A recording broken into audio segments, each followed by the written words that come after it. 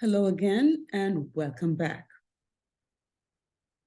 The students we meet are gems in the raw as they wait to be polished by us.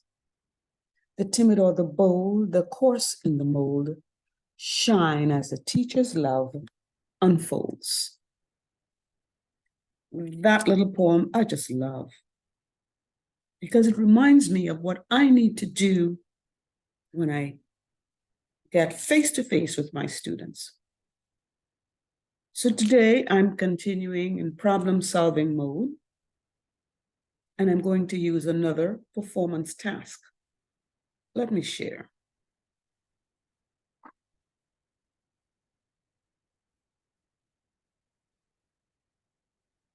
So here we are. This performance task was taken from one of Florida's FAST, F-A-S-T, workbooks for third grade students.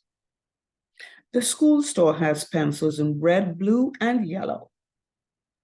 The store should have between 1,400 and 1,800 pencils. The store should have at least 400 of each color. Today, the store has 310 red pencils, 476 blue pencils, and 412 yellow pencils. The store can buy pencils in boxes of 144, 12 dozen, or 288, 24 dozen. You're buying the pencils for the store. How many of each should you buy? Make a plan. Tell why you decided to buy the number of pencils you chose. Before starting, let us determine what students should know and be able to do in order to solve the problem. So my bulleted list says, know how to organize information to help in the problem-solving process. Understand inequality statements and know how to represent and use them. Understand the meaning of 1 dozen and how one can group them into a bundle of 144 or 1 gross. And we may actually have parents working with students as they explore this problem-solving approach, organizing information to solve problems. Here's our plan. Between 1,400 and 1,800 means more than 1,400, but less than 1,800. And we write that using inequality symbols. At least 400 means more than or equal to 400, which we write using the inequality symbol. We're going to organize it in a table. Let's see what we've got. Our colors are red, blue, and yellow. We have 310 red, 476 blue, 412 yellow. Remember, we got that information at the beginning of the problem-solving activity. That's where we got it. We just take what we got, put it into our organizer. We should have, again, that comes straight from what we were given. We should have greater than or equal to 400 red, greater than or equal to 400 blue, greater than or equal to 400 yellow. What do we need? Let's subtract 400 and 310. That gives us 90. So we need at least, in the minimum, the smallest number we must get additionally of red pencils is 90. In blue, however, we have 476.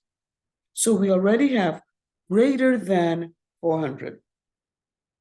We're good there. And in yellow, the same situation. We have 412.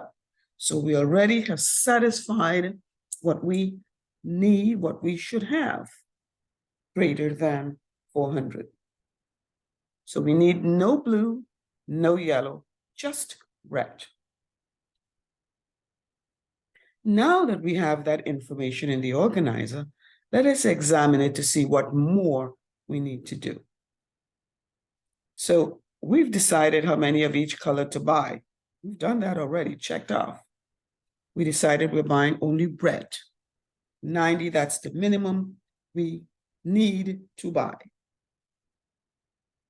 But we have to say why we decided to buy that number. And how are we going to buy it? They come in boxes of 144.